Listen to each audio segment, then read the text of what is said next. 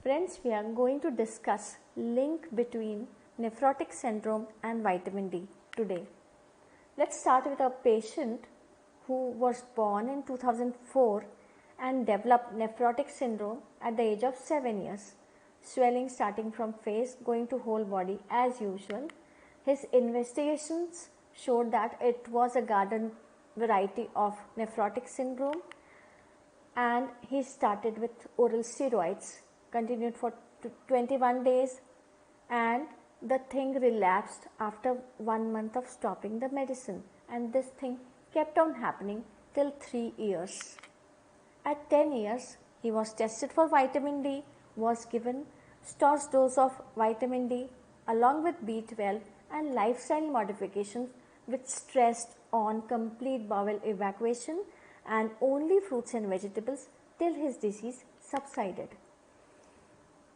Without steroids, he showed recovery by slowly decreasing of edema, and with regular injections there was no relapse, but when he missed the injections, the relapse was there.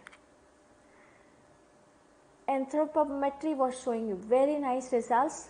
At 10 years he was 24 kgs, at 14 37 kgs, and the same thing was with height 126 at 10 years and at 14 years 155 centimeters, which means 13 kgs weight gain in 4 years with a very muscular body without fat, and 39 centimeters of height gain in 4 years, and the child was very confident, swift and intelligent.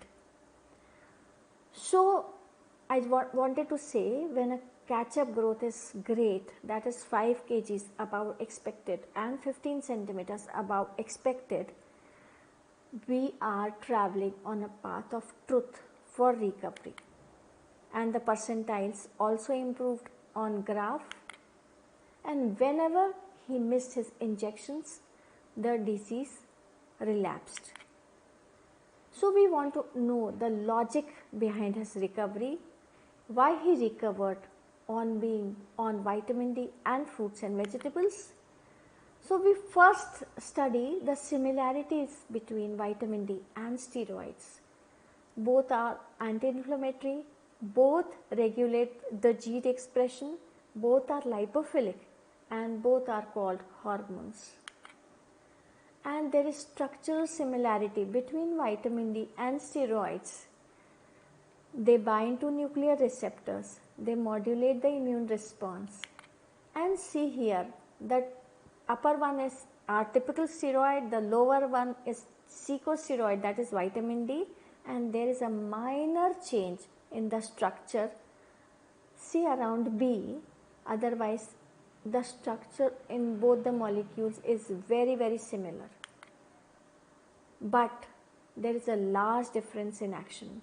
Vitamin D happens to be a true friend of mankind, while steroids, I doubt. Muscle development after vitamin D therapy is excellent, and it is poor with steroids. Immunity is excellent. In last 6 years, he did not show any infection. Previous to it, there were recurrent infection. Brain development with steroids is excellent. Memory concentration goes up. With steroids, there is hippocampal sclerosis. Bones are strengthened with vitamin D, while with steroids, we land up in osteoporosis and fractures. Cancer protection is great with vitamin D, while steroids lead to cancer-prone state. The unnecessary body fat is almost nil with vitamin D therapy. With steroids, you all know there is excess fat with protuberant abdomen, moon face and back hump. Stamina is excellent with vitamin D. It is very poor with steroids. Psychiatric problems, no, with vitamin D. They are confident and efficient people. With steroids, yes. Blood pressure and diabetes, the person is protected with vitamin D, and steroids, they are prone to these diseases. I call vitamin D a natural need of human body, while steroids not. With vitamin D, the basic pathology is correct and addressed, while with steroids, the basic pathology is suppressed. There is excellent catch-up growth with vitamin D. With steroids, there is lag behind in anthropometry. Hospital visits, just 2 visits after the patient is settled. With vitamin D, and with steroids, very frequent. Longevity of life is normal. With steroids, it is shortened. Play and routine activity is excellent with vitamin D, while with steroids it is decreased. Let us now come to the physiology of glomerulus and understand the protected barrier system. The first layer is glomerular endothelial cells, then comes the basement membrane, then the subpodocyte space, then podocytes with their foot processes and slit membranes between them.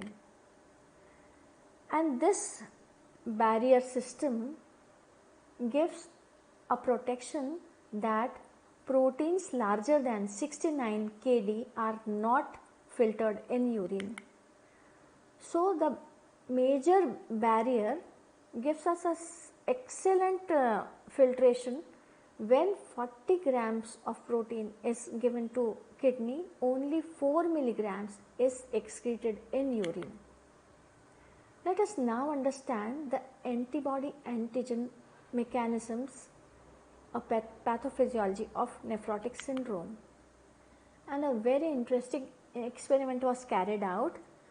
In that, kidney from a normal person was transplanted into a nephrotic syndrome patient. The kidney was damaged.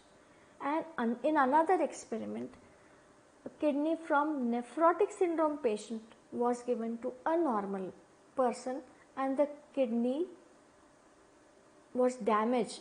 That means there is a system of a permeability factor which affects the kidney, and the permeability factor is present in blood and not in the kidney. And we all know that there are immune deposits in damaged kidney. In minimal change and focal segmentals, the deposits are not seen as yet, but in membranoproliferative and membranous glomerulonephritis, yes, they are seen. So the thought process goes that autoantibodies against glomerular basement membrane is the basic pathology. It damages our filter system with loss of precious proteins. And you know that many autoimmune diseases like lupus also land up with nephrotic syndrome sometime. And friends, autoimmune process is very well controlled by vitamin D and lifestyle modifications. And we know that altered T cells result in production of a permeability factors, and there is increased plasma levels of IgE, IgG, and type 2 cytokines play a role. And with the podocytes, we are seeing receptors from interleukins. When they are activated, they lead to a permeability factor which results in proteinuria. So now there are theories coming up that even in membranous antigen antibodies deposits are seen. And this is the end of part 1 of link between vitamin D and nephrotic syndrome. In part 2, we are going to show that vitamin D is low in nephrotic syndrome. Stay with us. Thank you.